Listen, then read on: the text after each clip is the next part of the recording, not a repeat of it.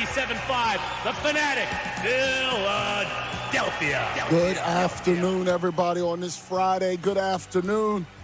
Best show ever here on 97.5, the Fanatic at NBC Sports Philadelphia. The crew's all here. We're going to have a better outing than Aaron Nola, so let's get right to the opening statements. We start with the word of the day. And the word of the day today is repeat. Repeat. Because yesterday we saw something that we've seen many times in the past with the Phillies. Now, I want to make it very clear at the top, even though no one will hear it out loud. I believe overall Nola's going to be fine. Period. So did I say that out loud, Jen? Did I say that out loud? Yes, you did. I heard it. Okay. At the same time, it was a repeat. This dude can't pitch worth a damn when he gets a lead. It's the weirdest thing in the world. When he gets a big lead, he always stinks. And I don't understand it. It doesn't add up. And I get it. It's one game. So I'm not saying he's going to stink all year. He also isn't always going to be spotted a 5-0 lead. It's a weird thing where this dude can't seem to pitch well when he gets a big lead. And then we saw somebody get on base, and now he gets all jittery. And it's a clock. You know what you can do? You have a big lead. Throw strikes. Throw strikes. But this guy, it's only frustrating the way it happened. If he gave up 5 runs and it gave up 2, 1, 2, something like that, you go, okay, he just wasn't sharp. They gave him a 5-0 lead. What the heck is going on with this dude when he gets leads? I don't know. And even when you do get into some trouble, it would be nice if your number one guy could get out of it. Now, I do believe that this is isolated. All right. I don't think he's going to stink. He'll have a day where he goes 8 innings and he gets 11 strikeouts and he dices up the lineup. No doubt about it. But, it's annoying on opening day. The emotions are high. We're excited. You go up 5-0. You see back-to-back triples. You watch Bohm and his opposite field power. And then with the blink of an eye, it's 5-2. And then the 3-run home run, which Rob Thompson, I think he fell asleep at the wheel a little bit because that's when you got to get him out of there, Ricky. That's Caleb. That's Caleb Cotham. You had to get him out of there. You saw – I would have taken him out right after the game went to 5-2. Yeah. I mean, I believe he was at 61 or 62 pitches right there. Spring training does not get you ready. At least now, not nowadays. Back in the day, you would try to pitch to 100 pitches in spring training. You don't see anything near that right now. So how many of these starting pitchers are ready to go into these high-leverage situations? I don't think many of them are. We saw DeGrom yesterday. He looked horrible. And then Aaron Nola looked okay. I thought, in all honesty, I thought the first batter of the game, Marcus Semien, kind of put Nola back on his heels. You're talking about a 10-pitch at bat. He ends up grounding out. Okay, fine. But you ate up pitches in that first inning, 20-something pitches in the first inning. I don't think that helped Nola going forward. And, I don't care about this pitch clock. This pitch clock is 20 seconds. 20 seconds to get a pitch off when a man's on base. That should not hurt anybody. 20 seconds, and when you really think about it, is a lifetime when you're standing out that mound to throw one pitch. I recommend all the pitchers to study beforehand. Don't count on your little cheat sheets in your hat. Don't cheat sheet them on your hands. Do your homework. Know what you want to do every single pitch, and you'll have plenty of time to waste out there. So for Aaron Nola, this is going to be a blip. It's going to be a blip on the radar screen. I really believe that he's going to come back and pitch well. I think he will, but I don't think he's at that point right now to go deep in games. And well, that's also troubling in this way. Some people, when they don't have their best stuff, find a way to battle. We've seen this with him. If he's on, he's good. And more often than not, he's on. But when he doesn't have his stuff, he doesn't have any battle in him. He submits to the other team. He allows them to do whatever he wants. He has none of that fight. We saw it with Verlander in the World Series, unfortunately. He didn't have his stuff in either time he faced the Phillies. But that second time, with nothing, he's throwing up their slop. He found a way to fight his way through despite not having stuff. Nola still, to this day, wanting $200 million, does not have that ability. I think a good way to put that is that he's stuck in third gear. He doesn't really have a fourth or a fifth gear, and he doesn't know when to take off and stay down below that. I think he just gets stuck on one stream, and when you do that, your pitches aren't changing. You're not doing anything differently. They know your curveball. They know when you're going to throw it. They have a pretty good idea of what you have on your off-speed pitches that day. He didn't have an off-speed pitch. No. Yesterday. I mean, he had a curveball. It wasn't very good. If it was good, it wasn't good out of his hand, which in the major leagues, it just turns into a useless pitch. And when he flattens out, it's tee up on Nola time. Well, here's a problem. There's a lot of pitchers out there that throw high 90s. So if you make a mistake with a pitch that's 99, maybe someone swings through it. 92 and flat in this league, Grossman or whoever it is, I'm just saying. Whoever it is. They're going to take that thing for a ride. He's better. He's better than this. He has to find that other gear. And it's been years. Yeah. I mean, this hasn't been like a one-year thing. We've seen this before. This didn't just come out of the blue. This is Aaron Nola that could show up every once in a while. Nobody likes this Aaron Nola, but, I mean, he's got to figure a way to get out of innings when he needs to wiggle through them. Yeah, because I acknowledge, hey, not ready, whatever it might be, tired. I thought I said it on the air during the game yesterday. They should take him out. It was a mistake not to take him out at 5-2. Yeah, I think it was a mistake. Most people that watch baseball a lot would have said the same thing. I thought that it's brilliant. I mean, it's a smart move. Why didn't Caleb Cotham see that? I don't know. They didn't have anybody up, and that was weird. As soon as you start getting a guy on base, get somebody up. If I see him laboring, you have an off day, right? You have an off day. I mean, you have an off day today, so you can use everybody hypothetically. Then everybody's off. So it was very strange. So 610-632-0975. And I saw it on social media yesterday. There's another layer to this. For the first time, this is where we're hypocrites. I feel comfortable saying we're wrong in this sentiment. But this sentiment is now here. Most fans thought that the Nola contract was going to get done and he'd be a career Phillies player. Unfortunately, the deal wasn't done. And then, like Jason Stark and the Phillies, Domowski's savvy. It comes out that they were very far apart at the time where right now Dombrowski has unlimited cachet. He's like the most trusted guy in Philadelphia. So the thinking, even though we have no idea what the actual numbers were, clearly the Phillies wanted him and offered him a good deal. He must be greedy to not want to take it. That starts to trickle out there. And then the next thing becomes, you can't pay him all that money if he's going to pitch like he did opening day. You can't pay him that much. And this is something he hasn't had to deal with. He signed that deal early the first time. And therefore, you got people who will be frustrated with him at times, how he pitched in September in years past. But no one ever talked about money, greed, etc. This time, I'm looking on social media, and 85 to 95% of the comments weren't, oh, he was bad. It was, oh, you can't pay this guy. Oh, he doesn't deserve this money. He doesn't realize, because this is new for him, that he's going to have one more start on the road before he pitches at home. If his next outing isn't good and he comes home, the amount of pressure on Aaron Nola in that first inning at home will be as much as a World Series game with these fans, because the fans all of a sudden are not looking at him as the guy who took less to be in Philly.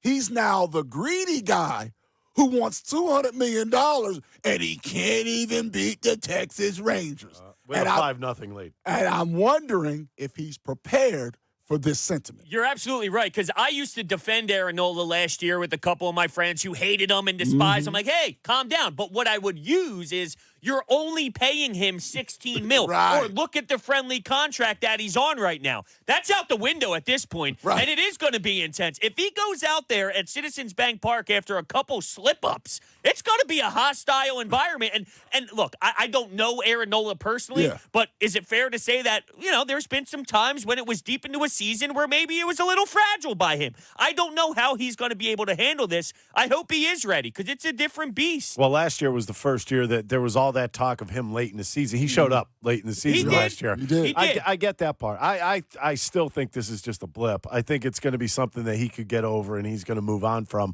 But, I mean, it's something that leaves a sour taste in everybody's mouth, and it should. It should, because you're not judging this team from last year. You're judging them from yesterday. Right. That's it. Mm-hmm. That's it. This is a new team. It's a new year, and this is where you judge them from. I don't want to hear people calling in, well, he did this, this, and this in September last year and in the World Series. I don't care. It doesn't matter. Does that matter, what he did last year? Anyone? No? No. Not at this point. It's about right now. I'm trying to get back. It's about everybody getting on the same page as this team. I will say this much. The Phillies offense scored 7 runs yesterday. You do that a lot in the season, it's going to be a lot of wins automatically. Yeah. So we'll talk about some of the positives as well. And now time to start our Twitter poll, which will go away if people have to pay to vote in them, with Jen Scorda. I'm okay with that. All right. How encouraged are you with Alec Bohm and Nick Castellanos after their performances yesterday? I gave you 3 answers because it's a fun Friday. 1, they're on fire. Number 2, same old, or still remains to be seen. Early votes has remains to be seen, winning at 54%, though, well, it just jumped up to 56%. 39% say they're on fire. You know, Bohm, it could have been Castellanos, I don't know. I'm in on Bohm. But Bohm, it looked pretty real because rather than slapping it the other way, my man had opposite field power. Now, if he has power, then it changes everything about this team because then there's one less hiding spot. Because I still believe part of the reason why he's a 300 hitter is around there is because people aren't afraid to pitch to him. Because the worst thing that'll happen is a little dribbling single. People have to actually be careful pitching to him when you already have to be careful with Turner and Schwarber and with Harper's back and all, and who knows, Hall, who knows. Then it's scarier. So if he has power, it changes everything, both about his career and for the team. I just think it's the cockiness right now. It feels like when he's in the batter's box, there's like a different belief in himself that I've never seen that before. Reading the way he looks up there, dude. And it wasn't even as if look, very impressive home run, but I'm saying I feel there's even more in that bat than what that hit was. I mean, impressive, yes. He pimped it. Yeah, he hit it. He was dancing home. Yeah. That ball did not go 50 feet over the fence. I mean, he hit it well, but be careful there. Yeah, he knows now. He's definitely gotten stronger. I think I'm on the same page as both of you. I believe in Bohm. Yeah. Casty, I want to believe, man. I want to believe he had 2 hits. I think it's a positive step. Yeah. The double was huge because But he also struck out 3 times. Yeah. Well, that's what he's going to do. Yeah. I can live with it as long as he has the power. He was striking out without the power How's last that? year. Start elevating some balls then. He does need to start hitting. He's going to have to hit home runs. But He's with going to Bohm, hit 260 again with 12 homers. no, he can't do that. There's Not no at way. $20 million. There's Not at no $20 way. million. There's no way. He's got to at least hit a home run per million. So if you're getting paid $20 million, he's got to hit 20 home runs after 14 last year. And that's the minimum. Well, of course, but I'm saying Ricky's talking about the same as last year, which might not be wrong, by the It's way. 260, 265. with Right. Not much run production. I need a home run per million. That's what I need. What if he did what he let's say he did what he did yesterday, like a bunch of times, and he hits 290, drives in what, 90? I think I would be happy with that. Yeah, I could live with that. Even without the home runs, I could live with it, but only if Bohm picks up the slack, though. But you Bohm's can't there. have Bohm's there. I think he's ready. You can't have right field and third base again with no power. You can't get away with that forever in the major leagues. With right field and third base with no power. No. You can't. You got 27 home runs combined from right field and left and third base last year. Now, how many good teams do you get that? It's too little. Yeah. It's too little. You got to come up big in those areas. You're right. You're absolutely right. But if Bohm hits 25 and you get and the number's 38 or 40 total instead of 27, then you're fine. Yeah. Yeah, if you get 40, yeah. I don't know, Casty. Was that just an adrenaline rush that he picked those 2 hits look, up? if I wrote it down and said this is what he's going to do game 1, and I'd take it. I would take yesterday. Oh, I would take it. I think what he needs is confidence.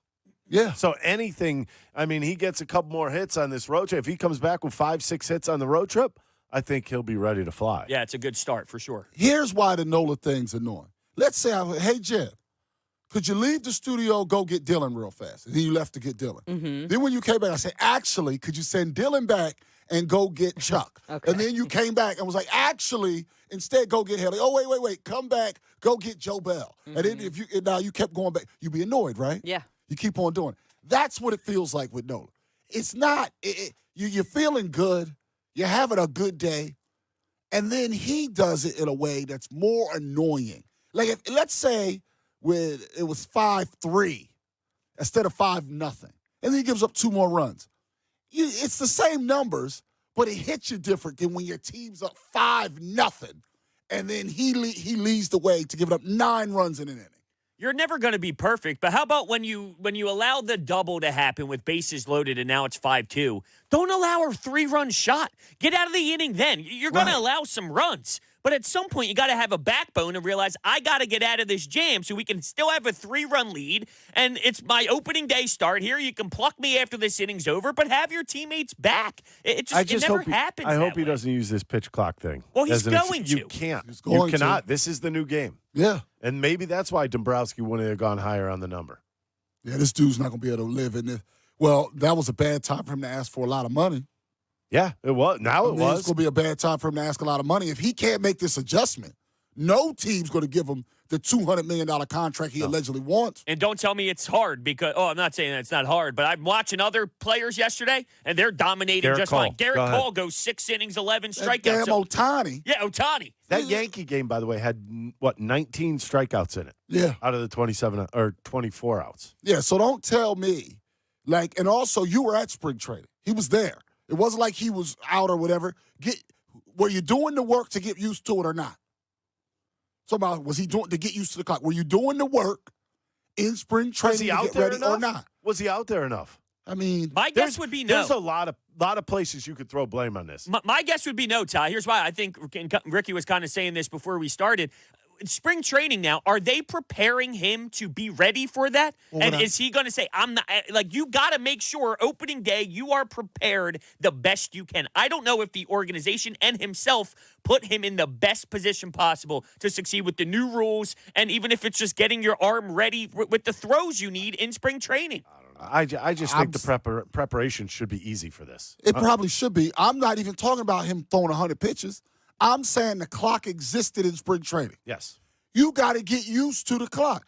Even if you got to intentionally walk somebody to see what it feels like on base, that's what you're supposed to do. Was he doing, I know he was out there, was he doing the critical thinking and the work necessary to be prepared for this? My guess is no. Because the batters look all comfortable around baseball. Did the Phillies batters have trouble with it? No. They didn't have any trouble with it, There were did they? 22 hits in that game. None of the batters seemed to have any troubles with it. Stupid bamboo Brad. I can't stop By it. the way, that was unbelievable, a really good piece of hitting by him. Yeah. Against the Phillies or with the Phillies is the only time that guy's going to bat under 220 this He'll year. bat 180. Yeah, that's what I'm saying. But against the Phillies, I bet you he's going to get some hits off Wheeler, too. That'll mean Wheeler's going to come unglued. That dude against the Phillies, anything involving the Phillies, he's an all-star, and he's a journeyman at best against everyone else. I agree with that. It's very annoying, that bamboo Brad. He's a Nick Very Foles annoying. kind of guy. When Nick Foles is here, he dominates. When Brad Miller's here, or I guess playing against us, he's a different level. He's in there posing on us. I can't block him. It was a good hit. He's posing on us. Bamboo Brad. Oh, Greg and Lancaster. You're on 97.5 to Fanatic. What's up, Greg? How you guys doing today? How are you? What makes it even more frustrating is they put up 5 against Jacob deGrom. Yeah. He was humping it up there 100 miles an hour and getting a generous strike zone, and the Phillies found a way to score 5 runs and a million extra base hits, doubles, triples, home runs. They were peppering in right field, which probably is what's going to happen when when you throw that hard. But it just made it more frustrating. That's what I mean, Greg. It was it's not that they lost a baseball game. All of us have lived through that, obviously. Yeah. And it's not just the one bad outing. It kind of happened in the most annoying way possible. Yeah. Because we go into the game thinking, well, if DeGrom dominates and we lose, so be it. They get him out of there quick as hell and score 7 runs in the game and still lose. And it's 1 of 162. I get that too, but it's still frustrating. But I like to see the fire from people. Everybody's ready to go now. And there's no game today, so we have to marinate in it. Right. It's just sitting into our bloodstream right now. More annoying. They could have at least thrown us a bone. Why did they take a day off there? I don't know. You have a roof. I know. Just play. Oh, Greg. Go ahead, Greg. All right, my bigger concern is Bryce Harper. This injury is lingering way too long for me. What do you mean? I mean he's on pace to beat the normal time. Yeah, he's ahead of schedule right now. Still, I'm knocking on wood. He's literally. I swear to you, Based on what they thought, he's ahead of schedule right now. He has had zero issue so far. I don't know what's going to happen today or tomorrow, but up until 2/29, he's ahead of schedule. Thanks for the call. Just want to make this clear. I'm not a doctor. I'm not making any promises. But as of this moment, right now, as I'm speaking, Bryce Harper has passed every single threshold ahead of schedule. And if they had to project, if he continued on this exact path, which he may not, but if he did, he'd be back in the end of May based on how things are right now. And just real quickly, Reese had his surgery. It is 7 to 9 months. Yeah, so he's out for the year. He's out for the year for sure. Yeah. So Hall's going to get a shot at him. 610-632-0975. Sean, you'll be first on the other side, and we'll get the trivia started as well here on 97.5 The Fanatic, NBC Sports, Philadelphia. I want to make it clear today, everyone. We're not saying that Nola's going to stink all year. We're not saying the Phillies aren't going to still be really good. Really, the only thing we're saying, they score 7 runs. If that offense churns like it did yesterday, they're going to be just fine. You score 7 runs a lot, you're going to win a lot of games. You score 7 runs every game, you're going to win 130 games. Like, they're going to be fine. 140 if not more, yeah. That's what I'm saying. If you score, it's not that. We're only saying that it took a while for everybody to get up, like work their way up to anticipation for baseball. They got there. It's opening day. Even though it's road and it's a little weird, everybody's up.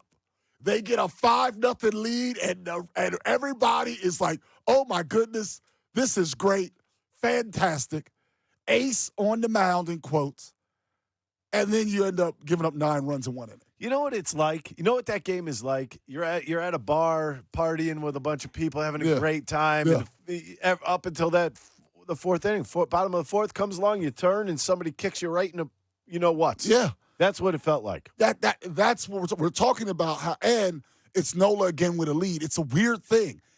I don't know if he relaxes, because he doesn't seem like a guy that relaxes, like in general. Like I think his mode all the time is relaxed. Like, I bet you he's not an excitable guy at a party. I can't see He's the guy in the corner. Sitting in the corner with his wife sitting on his lap. And just kind of chilling. Like, I don't see him as a partier. So I don't know what it is. But we've seen this a lot of times, especially since Harper's been here, because the offense has turned. They get a lot of leads. And many times, like, Wheeler, to me, is like the best guy with a lead. When he gets a lead, it's fastball only at that point. Bears down on just fastballs only. He's placing the fastball. He just gets you out, like, once he gets those kind of leads. But Aaron needs at least 2 pitches to be able to get out of things. Because he can't throw the way Wheeler does. Wheeler, because he can place the fastball, he'll change speeds with the fast. But all of a sudden, you notice his repertoire kind of narrows when he gets a lead because he's throwing strikes, and his out pitch is the fastball. Oh, yeah. So Wheeler just gets in that groove, and he's not going to lose that 5-0. I'm not saying he's going to pitch a shutout, but he's going to win that game 5-3 at the worst, and they're going to move on. You know what the problem was with yesterday? He shouldn't have never found himself in that position. Right. He put himself into that position. Right. To fail. Yeah, but isn't your job, if you are to struggle, find a way to grind out of it at some point? Yes, but he doesn't He's do never that. Out of the stretch? He's never really had that. I feel like, he's a different guy with men on base. Oh, yeah, he is. He's just a totally different guy. So that's what it's not that we think he's going to stink. I'm going to make it clear. It's not that we're panicked. It's not that. It's that the same thing that he's done in the past, it was just a repeat. It was just, if we let the people and say, listen, tell me how this happens. The Phillies score 7 runs, but they lose the game. And it was like a blind item. A fan would guess, Nola got some guys on base and he couldn't place his pitches. And everyone would just know it. It wouldn't be Nola left the game due to injury, knock on wood, because he's durable. It wouldn't be a guy scored 1 run, because that's not what happens with him. He has the big inning. It's like that's what he does, and I just don't know why. Is a part of this, though, sometimes what we hear from fans and debates and all that, it's not exactly the same as Ben Simmons, but when Ben Simmons wasn't what he is now and he was playing, there was a portion of the fan base that said, watch what he does well. He defends and his assist-making is great. Right. And then the other side was, this guy can't shoot, he stinks. And then it was those two sides heavily debating. Mm-hmm. And with Aaron Nola, there's the fan base that might say, he's great, he's an ace, he's our guy. And then there's another portion that doesn't give him the respect that he deserves. So the fan base is split on Aaron Nola, and we kind of have to deal with that every season. Yeah. Is that a reach? Or I don't think it's a reach. The problem is yesterday was the exact reason why those that disrespect him do, because they'll remember. They're not going to remember if he comes out against the Yankees 6 innings, 2 runs. They're not going to remember that. They're going to remember the 5-0 lead that he blew on opening day. And with Ty's point, this is going to go on every single start he has this year. Yeah. Because of the contract looming. And by the way, I support him and every human being. I support every human being to try to get as much money as they can. And I'm not like an anti-pro company guy. What I'm saying is, all the company wants to do is make as much money as possible. So you got to try to make as much money as possible because they're trained to not want to pay you. So whether you're a plumber, a mechanic, an accountant, or a baseball player, I want you to get your money. And I hope Nola gets his money, whether it's here or somewhere else. I hope he gets his money. At the same time, there's a certain level of scrutiny that comes when you want a lot of money. Because I'm sure the Phillies offered him a lot of money. He wants a lot of money. And with that comes a certain level of pressure that I don't know if he's prepared for. Now, I don't think he was bad in the World Series last year or against the Padres because of the pressure. I think he was just tired. But there will be a narrative formed that he doesn't do well under pressure because he wasn't good in the NLCS once he ran out of gas and the World Series. And now this with the money. There will be a narrative written about him that may or may not be fair. Nothing's wrong with betting on yourself, but you better do what Aaron Judge did. You know what I mean? Like Aaron Judge bet on himself and go look at what he did. So that's fine. I seriously have no issue with how Aaron Nola is handling this because I think it's the right way. But it comes with expectations and it comes with the ability to be able to deliver. And you're right. I mean, I don't know where Aaron Nola falls, and that's why this year is going to be fascinating. If 200 it was the correct number he's asking for, that comes with very, very, very high expectations. Yeah. I'm talking about, a 3 ERA, maybe a sub-3 ERA. Yep. And you got to do better than a K per 9, and you got to do there's parameters you need to hit. Yeah, innings aren't everything. Sometimes you have a 10-run lead and give up a couple runs, and you could kind of cruise through a couple more innings. Right. It's not everything. To me, it's the high impact innings that you look at. And that's what Stark told us right now on Wednesday. He's 0 for 1. And that's what Stark said to us on Wednesday, that all the guys that have gotten that money have done beyond the Nola stuff. They haven't been solid. They've been incredible, even if for a shorter amount of time. I'm sorry, Hunter. I was just going to point out Rodon's ERA last year was 2.88, so sub-3, and that might be what Aaron Nola is in the free agency market. Do you have his Ks? His Ks were Ks and innings pitched. Yeah, his strikeouts. I'm sorry, I put you on the spot. No, that's cool. I'm looking it up here. 237 strikeouts in 178. So I'm saying you got to be better than That's a 12 strikeout per 9. That's what and that guy didn't get 200. He got a lot of money. But if Nola wants 200, he's a better pitcher, I believe, than him. But the things that, like you talked about, Ricky, just now, those indicators that other teams look at, Nola's going to have to be better than he's been in the past to get that kind of money. Well, there's going to be teams out there that would throw money. But if he wants to stay here, oh, yeah, 200 now. That's what I'm saying. To get that kind of money, he's going to have to have his best year in his contract. How old is he right now? 30. 30. He's getting a 4-year deal, no more. Well, Rodon just got 6 or 7 at 30. What? At 30. Left-handed pitcher, that's an extra. And he's not as durable. That's what he's thinking. That's why he didn't take. He think he's getting $30 million plus per year, which I'm not knocking. 7 for 30, that's 210. 7 for 2. I mean, I think he's going to get his money if he has a good year. I do too.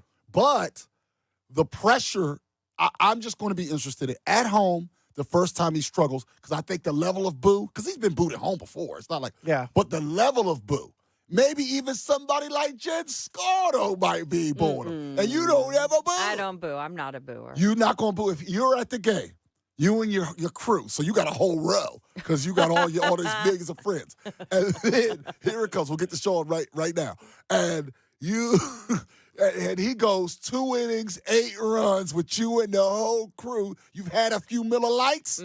No booing. No booing. What about anybody else in the crew? I don't think so. You don't see the halo over her head? I'm an angel. Yeah, look at an her angel. Yeah, you're an right. angel. You notice that farthest thing from. We're going to find out that she's nice to everybody except for us. I know. That's not poor true. Jen. Who put you in? That is not true. All right. Y'all are my favorite. Any mean tweets for you, John? You got any mean tweets? I am an angel. Because I had some mean tweets. Ricky, did you have any? I had one. Yeah. Hunter, did you have any? Jim, we couldn't find a mean tweet. I might prefer a mean tweet than inappropriate tweets. How about that? Inappropriate is funny. That's something that doesn't get me. Only someone who doesn't get mean tweets. would Any make a ladies statement out like there that. want to start sending me some inappropriate tweets? Oh, Yeah, my It'd be better than goodness. the hate tweets. Yeah, anybody want to talk about I'd rather that than you're terrible. Like, all right. Well, what do you want me to do? Back to the phones. Sean and Media. You're on 97.5 The Fanatic. What's going on, Sean? Hey, what's up, guys and girls? How you guys doing? Good. How are you? Yeah, I just want to say, I mean, the Nola thing, that was the most inopportune time for him to kind of lay an egg there. Mm-hmm. But I believe Jason Stark said that he threw over to first base, like, more than anybody in, like, the league last year. Yep. So he was worried about that pitch clock, it kind of affected him. Yep. And we know when runners get on base, he does get shook up. So, like, him knowing that, Aaron Nola knowing that, he should have just really honed his skills in, especially with, like, the contract stuff, to, like, not do that. And he did it at the worst time. So it doesn't bode well for him going forward. Do I think he's going to suck? No, not at all. But, like, that just was a bad – but now that leaves a bad taste in our mouth as Philly sports fans, Philly sports who are the smartest ones out there, as we all know, that, it's going to kind of burn their ass a little bit. So get it back together again. If you go 7 innings next, just do something other than that. You know? I hear what you're saying, Sean. And what my frustration is not that he did poorly, it's that he did poorly in the exact same way. Like, do something different. Like, okay, let me guess. Everything come unglued in one inning once you got guys on base. Like, it's what he always does. So it's like a repeat. If you look at all his bad outings, different teams, different situations, different cities, they all look exactly the same. Somewhere along the way, guys got on base. Insanity, Yep. 2 strike counts. Yep, I mean, we've been through the 2 strike home count thing runs and before. stuff. This is what he does every time. We see it all the time. My buddies are going back and forth this is what we see all the time. So no, you're not worth 20. Like, no one's worth 45 million. You're not worth 20 million. Just pitch within yourself, and that's it. And that's what he's going to hear. Before you cut me off, let me tell you what we have to be volume up here. I say I'm going to do it at bat. Like, I think it was the second at bat. We already had the lead. All right, he got behind the count. Then he got the count even, about a bunch of pitches off, and then all of a sudden the Rangers had a pitch com issue. So the game stopped for a little bit. Now this whole thing, and then 8 minutes later, the very next pitch, strikeout. No, that's fair enough. Thanks for the call. Now that's irony. Yeah. That they're trying to speed everything up. Something like that happens and it affects you. And that's now the reason I'll give a pass is, although he didn't do it in between batters, Alvarado with the mound last year in the playoffs. I didn't see an issue. Alvarado. I didn't see an issue. every game. He come into the game and go, "What is this?" Not only was he out there trying to fix it, he was calling the whole crew in the to whole fix it. crew out there. They're doing Dig it up and do it again. They're in there patting it down. He's out there. It was great. Listen, hey, I'll take that any day if it helps my squad. You don't right. think the Phillies ground crew is down the right field line going, oh, no. Oh, man. Look who's coming in. He did in Atlanta. He did it. Comes in and strikes out the side. Hits 102 on the last pitch of the inning. It was fun. Well, we're experiencing a different type of left-handed pitcher now with Soto. Yeah, Gregory Soto. What the hell was that?